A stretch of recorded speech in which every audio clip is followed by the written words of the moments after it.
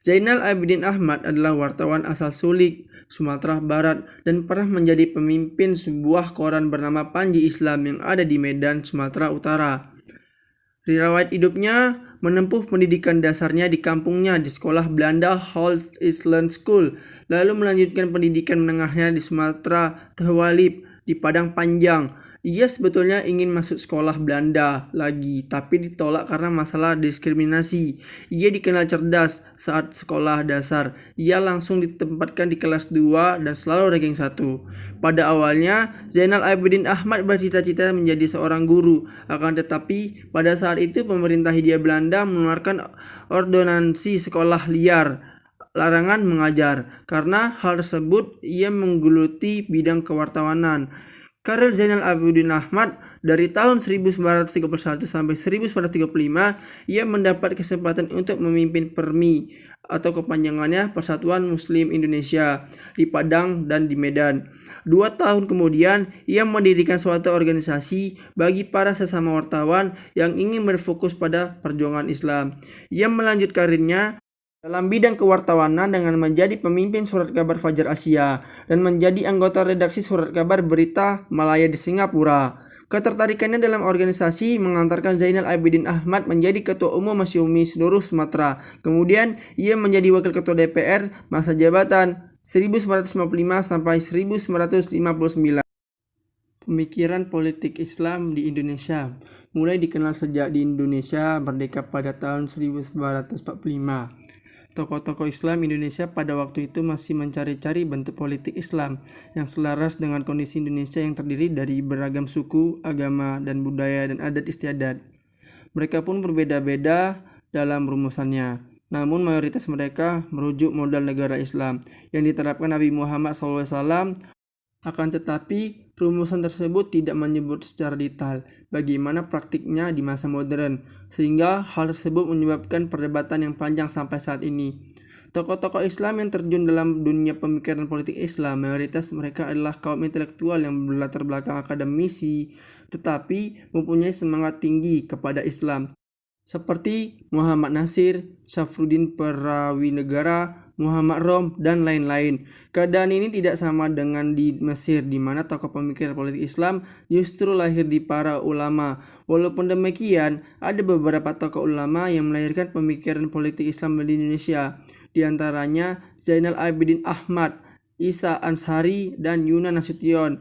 Dari ketiga orang tersebut, yang paling banyak menulis buku-buku keislaman, termasuk masalah pemikiran politik Islam adalah Zainal Abidin Ahmad.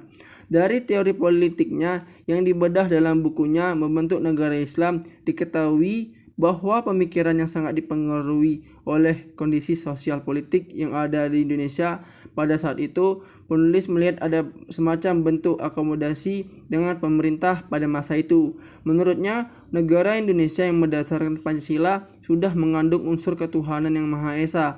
Karenanya, nilai-nilai keislaman sudah masuk di dalamnya. Baginya, bentuk negara Islam tidak semestinya menonjolkan nama Islam sebagai dasar, tetapi yang lebih penting adalah menerapkan nilai Islam itu sendiri yang bersifat universal.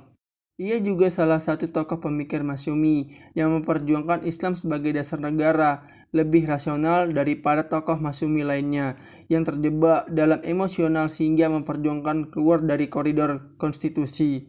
Selain itu, Abidin Ahmad tidak ikut serta dengan mereka yang melakukan pemberontakan bersenjata dengan pemerintah seperti Muhammad Nasir, Kasman Singodemejo, Syafruddin Prawinegara, dan lainnya yang tergabung dalam kelompok Pemerintahan Revolusioner Republik Indonesia atau disingkat PRRI. Keengganan Zainal Abidin Ahmad bergabung dengan mereka karena Indonesia baru saja merdeka dan ia tidak ingin dalam mengisi kemerdekaan ini sesama satu bangsa bertumpah darah yang hanya karena perbedaan pendapat mengenai dasar negara, yaitu Islam dan Pancasila.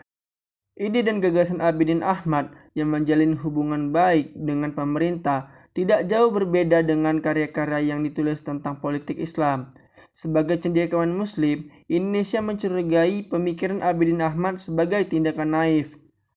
Tetapi jika ditelusuri, ada juga pemikir Muslim seperti Nurcholish Madjid yang sependapat dengan Abidin Ahmad. Nurcholish Madjid pernah mengajukan tesis Islam Yes, Partai Islam No, yang dipandang sebagai proses akomodasi terhadap pemerintah pada masa itu. Bahkan ada yang berpendapat bahwa tesis itu menjadi cikal bakal politik akomodasi antara Islam dan negara. Ketika tesis Cak Nur itu lahir pada awal 70-an, ada respon positif dari pemerintah, dan itu berkembang sampai sekarang. Namun tidak semua orang Islam menyikapi dengan positif.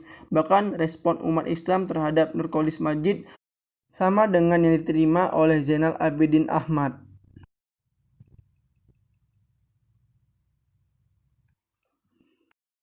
Gagasan politik Abidin Ahmad berkisar pada konsep-konsep yang berkaitan dengan dasar negara, kriteria negara, kepala negara, keterlibatan kaum perempuan, syura atau demokrasi, tugas majelis syura, dan pemilihan umum. Mengenai dasar sebuah negara, Abidin Ahmad merujuk kepada Quran Surah Al-Nisa ayat 58-59. Dari ayat di atas, Abidin Ahmad berkesimpulan bahwa dasar sebuah negara adalah sebagai berikut seperti amanah, yaitu bertanggung jawab, jujur, dan ikhlas. Menurutnya, dasar ini lebih mendalam artinya daripada kemanusiaan yang beradab dan kebangsaan yang luhur. Yang kedua, keadilan yang diperuntukkan untuk semua manusia yang di dalamnya juga termasuk keadilan sosial. Yang ketiga, ketuhanan yang Maha Esa, seperti yang tertulis dalam perintah taatlah kepada Allah dan taatlah kepada Rasul-Nya. 4. Kedaulatan rakyat yang penafsirannya tercantum dalam kata Ulu Ammar. Abidin Ahmad melihat bahwa keempat dasar itu, amanah, keadilan, ketuhanan, dan kedaulatan, pernah dilakukan oleh Al-Khulafa Al-Rasyidun. Pemilihan Abu Bakar sebagai khalifah misalnya adalah bentuk penolakan terhadap sistem monarki. Meskipun sistem ini akhirnya berlaku juga setelah masa Al-Khulafa Al-Rasyidun, meskipun cara pemilihan khalifah mengalami pasang surut dan tidak selalu sempurna, tetapi masa Khulafah dan Rasyidun sudah mewarnai 4 dasar pokok dan asal berdirinya suatu negara Islam yang dinamakan khilafah dengan susunan masyarakat yang bernama Dar al-Islam. Dasar-dasar tersebut masih sangat relevan untuk sebuah negara, apalagi jika pengalamannya diamalkan pada sebuah negara Islam yang percaya pada Al-Quran dan Al-Sunnah sebagai sumber hukum.